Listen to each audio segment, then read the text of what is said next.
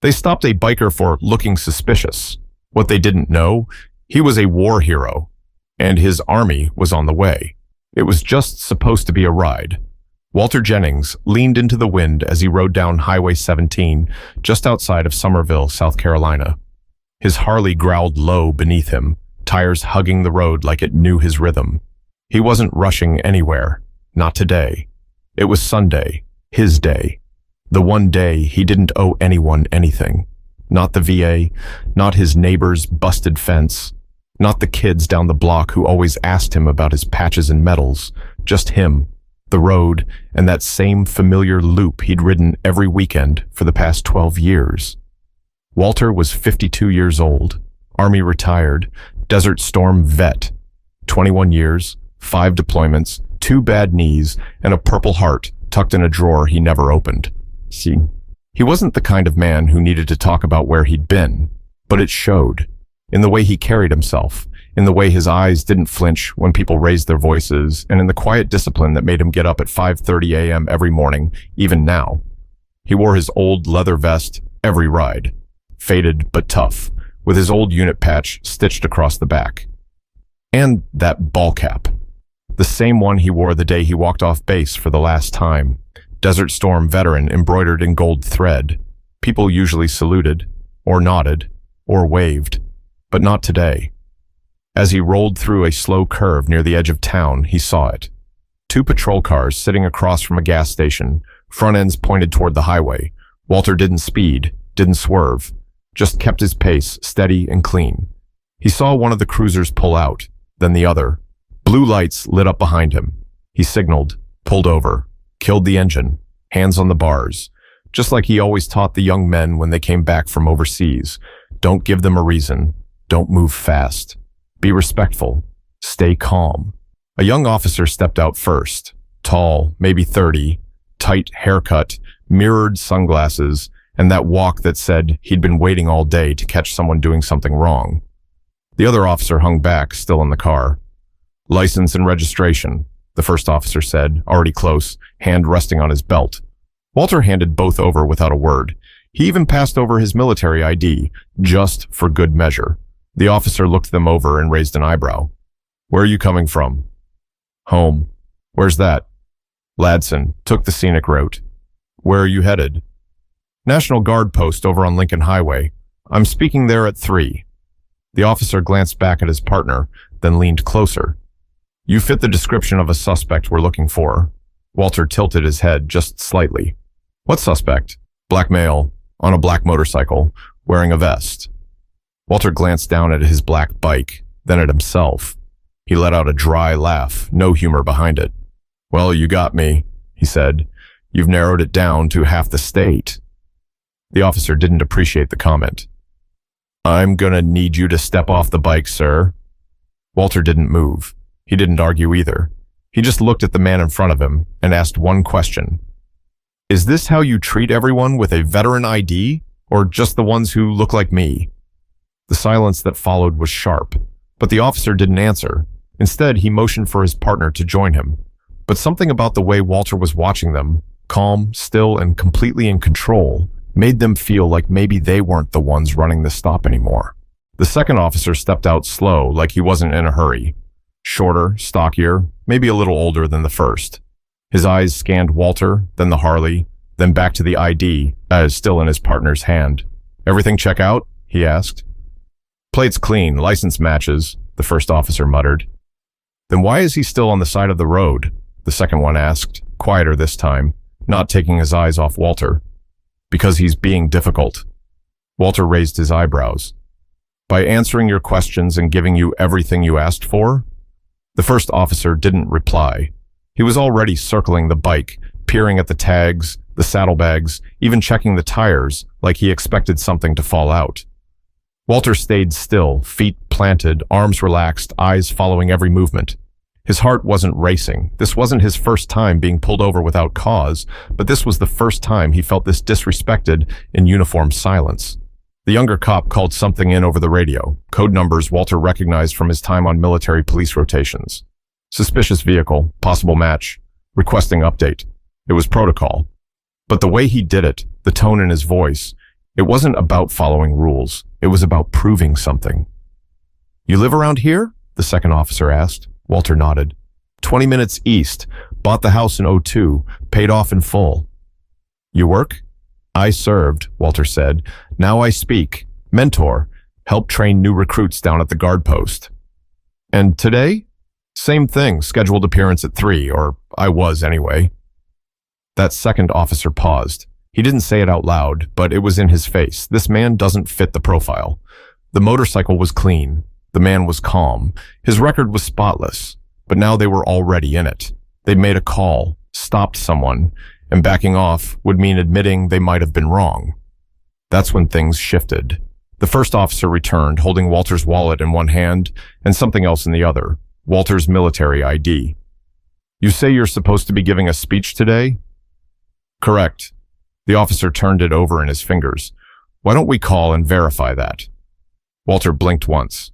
You've got my name, my ID. You really need to verify I've been invited to speak at my own former unit? Standard procedure, the younger cop said. Just doing our job. Walter let that sit in the air. So was I, he said, for 21 years, but we didn't treat people like this. A silence fell over the group. Cars passed by in the opposite lane. A pickup truck honked once as it rolled past, the driver slowing just enough to stare. The first officer tapped his radio again. This is Unit 3-7. Can you run a name check? Walter Jennings, Jennings, cross-reference with local military installations. Walter exhaled hard through his nose. He'd seen how these things could go, how fast a stop could turn from routine to something no one wanted to talk about later. He wasn't afraid, but he was tired. And more than that, he was late. Can I call the post? Walter asked. Let them know I'm running behind. The first officer shook his head. Not until we finish checking you out. That's when Walter's phone vibrated once in his vest pocket. He looked down, didn't touch it, but he knew who it was. He'd missed check-in. Captain Brooks was probably looking for him right now. But what the officers didn't know, and what Walter already understood, was that someone was about to come looking, and they wouldn't be coming alone. Captain Elijah Brooks checked his watch for the third time in 5 minutes. It was 2:47 p.m. Walter Jennings was never late. Never. Not even once. Elijah stood just outside Building 2 on the Florence Army National Guard training facility, watching soldiers gather inside the hall where Walter was scheduled to speak. The event was informal. Mentorship, leadership, post-service transition tips. Stuff Walter knew like the back of his hand. The kind of talk younger soldiers looked forward to. The kind they needed to hear. But now, there was no sign of him. No message. No call. Captain Brooks scanned the lot again, jaw tight. He wasn't just Walter's commanding officer now. He had once been Walter's subordinate. Years ago, before the rank, before the title. Walter had been there the first time Elijah broke down during pre-deployment drills. He'd pulled him aside, not to scold him, but to remind him he wasn't broken, just new. That kind of man didn't just forget to show up. Inside, Sergeant First Class Reggie Dunlap approached with a clipboard. Still no word? Elijah shook his head. Bike trouble, maybe? Reggie offered. Elijah looked out toward the long stretch of road beyond the gates. Not with Jennings. If he had a flat, he'd push that bike 30 miles before he let someone think he just blew us off. Then Elijah remembered something. The check-in system. Every soldier who spoke on base had a GPS signal tied to their security badge, even former personnel. It was just passive tracking for safety, mostly ignored, until someone was more than 30 minutes late. He turned to Reggie. Pull Jennings's GPS tag. Let's see where he is. Reggie blinked. You think it's that serious? Do it. 2 minutes later, Elijah stared at the screen. Walter's last pinged location, the shoulder of Highway 17, 6 miles from the county line. That's not the route he usually takes, Elijah said, his voice suddenly low. You think he got into an accident? No, Elijah replied. He's not moving, but the tag is still active. That means he's on his feet. Another pause. Or being made to stand. Reggie looked up. You think he got stopped? Elijah didn't answer. His mind was already moving fast. Prep 2 transports, he said. Full squad in uniform. Keep it tight, keep it clean. But move. Sir, do it. Elijah's voice wasn't angry, it was focused. He wasn't about to let one of his own be humiliated, not on his watch, not after everything Walter had given. By the time the trucks rolled out, they were 30 soldiers strong, not in protest, not in rage, in support. On the way, Elijah called in the rest. 15 more troops from a nearby logistics team, 2 officers from HQ. One by one, they answered the call. No one questioned it. No one hesitated. Walter wasn't just a man in a vest on a Harley. He was their man, and wherever he was, whoever thought they could treat him like he didn't matter was about to understand exactly what Walter Jennings meant to the uniform. But by the time the convoy neared the gas station where Walter stood, the crowd had already started forming, and the officers still hadn't figured out who they were dealing with. People had started to gather. A few had pulled into the gas station lot across the road, watching from behind their windshields. One man stood recording with his phone just outside the door of the nearby barber shop. Word was spreading, fast, not because it was loud, but because it was quiet. Too quiet. A black man, standing beside a parked motorcycle, being questioned by 2 officers who couldn't quite explain why he was still being detained. Walter hadn't moved an inch. His arms were crossed now, legs slightly apart. Calm, stoic. The kind of calm that unnerves people who think they're in control. The first officer kept glancing over his shoulder, radio still clipped to his chest, voice low every time he checked for updates on the supposed burglary suspect. But nothing was coming back, because there was nothing to match. Then the sound hit. Low, deep, a growl of engines. Not one, not 2, but a wave. At first, the officers didn't react, just assumed it was a caravan, or maybe some construction crew rolling through. But then they saw it. Dust lifting from the edge of the highway, Humvees rolling in, military. Not 1, not 3, 9, then 11, then more. Over 50 soldiers, full uniform, seated in convoy formation, coming straight toward them. Flags on the lead vehicle, the kind of procession that makes you pause and forget where you are. The barbershop guy stopped filming. Now everyone was watching. The lead Humvee pulled up and stopped right there on the shoulder. The door opened slow. Captain Elijah Brooks stepped out. His boots touched pavement like he owned it. Not arrogant, just steady, straight-backed, commanding. He didn't yell, didn't need to. The 2 officers blinked hard. One instinctively touched the edge of his belt. Walter smiled, just a little. Elijah walked straight past both officers and stopped in front of Walter. "You all right, sir?" he asked, voice calm. Walter nodded. "Was waiting on you." The crowd was quiet now, tense. Even the birds seemed to stop. Elijah turned to face the officers who were still frozen in place, eyes bouncing between the convoy and the man they'd pulled over. "You the ones who stopped this man?" Elijah asked. The younger officer cleared his throat. "Yes, we had a report. A possible match. Description fit." "Really?" Elijah stepped forward once. "You run his ID?" "Yes, it checked out." "You get his name?" "Yes." "And after all that, you kept him here. Why?" The officer glanced at his partner. "Protocol, just trying to do our job." "Your job," Elijah repeated. Then he pointed to the crowd. "Your job put a war vet on display like a thief. You think that's protocol?" The second officer stepped forward, attempting to recover. "We didn't know who he was." Elijah leaned in. "He served longer than you've been alive. Led soldiers, built bridges, saved lives. And today, he was invited here to lead again. You think that ball cap's just for show?" Neither cop said anything. Elijah shook his head and stepped back toward Walter. "You ready to go, sir?" Walter smiled wider now. "Been ready." But before he moved, Walter turned to the crowd. People with phones out. People pretending not to stare but couldn't look away. He took one slow step toward the officers. Not aggressive, just honest. "You could have asked me anything," he said, "and I would have answered with respect. You didn't need to pull rank. You didn't need to assume. You didn't need to hold me here like I was a danger, because I'm not." He looked them in the eye. "I've been through things you can't even imagine. Fought so people like you could wear that badge. But what hurts most is that you looked at me and didn't see a man. You just saw a profile." Silence. Then someone from the crowd clapped. Just one, then another. Then the barbershop door opened and a voice shouted, "Tell it like it is, brother." The officers didn't respond. They didn't know how. But the town had seen enough, and they'd remember this. Not because of how it started, but because of how it ended. The soldiers didn't speak. They didn't need to. Their presence said everything. As Walter walked toward the lead Humvee, Elijah opened the passenger side door himself. A small gesture. But everyone watching knew what it meant. Respect. The kind that couldn't be faked or forced. The kind that had been earned long before any of them arrived. Walter paused before stepping in.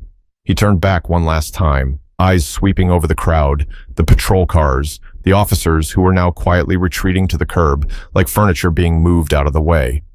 The young officer's face was flushed, maybe with shame, maybe confusion, but the damage was done. This wasn't about a mistake anymore. It was about what that mistake revealed. Across the street, someone yelled out, "What's his name?" Walter smiled faintly. "Walter Jennings," he said loud enough for the whole block to hear. "Army, retired, still standing." Another voice from near the gas station. "Thank you for your service." And then more claps. From truck drivers, from teenagers on bikes, from the woman behind the gas station register who had come out with her apron still on. The younger cop finally stepped forward again, slower this time. I didn't mean to disrespect you," he said. "I was following the report. That's all." Walter looked at him. Not with anger, but not with pity either. He said nothing for a moment, then, "The problem's not just the report. It's what you expected me to be when you saw me. You already made your decision." The second officer lowered his eyes. Captain Brooks stepped forward. "Let this be the last time you treat someone like their history means nothing. That badge isn't just about control. It's about judgment. And if your judgment fails you, you need to ask yourself why." Another pause, and then something no one expected. Walter reached into the inside pocket of his vest and pulled out a folded piece of paper. It was his speech, creased now, a little crumpled, but legible. He handed it to the second officer. "Read it sometime," he said. "Might teach you something they didn't cover in training." Then he climbed into the Humvee and shut the door. The engines rumbled to life again. The convoy moved slowly, deliberately through the neighborhood. People waved, saluted, filmed. But nobody said another word until the last vehicle passed. Back at the scene, the officers stood there, not quite sure what to do with themselves. And across the street, a child turned to his mom and asked, "Why'd they stop that man?" She didn't answer right away, but her face said plenty. Because that was the question everyone would be asking for days to come, and not just in that town. The training session still went on that day. Walter arrived nearly an hour late, but when he walked into the building, the room rose to its feet. Not out of ceremony, out of love, out of respect. Some of the young soldiers had already seen the footage on their phones. Others had heard the story passed through the hallways, but no one asked for an explanation. They just knew. Walter didn't rush. He didn't skip ahead in his notes. He stood there, center of the room, same crumpled speech in his hand, and he spoke. Not just about service, not just about duty, but about dignity. He talked about how every man and woman who wears a uniform, no matter what color their skin is, deserves to be treated like their sacrifices meant something. He reminded them that real strength doesn't come from barking orders or flashing power. It comes from how you treat people when no one's watching. And then he said something none of them would forget. It's not always war that leaves scars. Sometimes it's the way you're seen when the fighting's over. The room fell silent. Even Elijah, who had heard Walter speak a dozen times before, felt a knot in his chest. Because the truth hit different now. Later that week, the video from the gas station made the rounds online. Not for clicks or outrage, but because of what it represented. A man who stood tall without raising his voice. A group of soldiers who showed up not for a fight, but to protect a legacy. And a town forced to look itself in the mirror. The police department issued a formal apology. Some called it too little, too late. Others said it was a start, but Walter never commented on it. He wasn't looking for headlines. He was looking for change. A few weeks later, the younger officer, Officer Gavin Trent, showed up at one of Walter's free community talks, sat in the back, listened, took notes, and afterward he waited until everyone had gone. "I read your speech," he said, "all of it." Walter nodded, didn't say a word. "I didn't know what I was doing out there. Not really. I was just going off what I was taught. But what you said about seeing people... He paused, looking down at the floor. I see you now. Walter looked him in the eye. I hope you see yourself too. That moment didn't fix everything. It didn't erase history, but it mattered. Because sometimes the smallest cracks are how the light gets in. And for every man or woman who's ever been looked past, talked down to, or treated like their story didn't matter, Walter Jennings reminded them, you're more than a description. You are a whole life, and you deserve to be seen. If you're watching this and it hit you somewhere deep, share this story. Not just online, but in conversation, in community, in how you move in this world. Someone like Walter might be riding next to you. And maybe, just maybe, you'll be the one who chooses to really see them.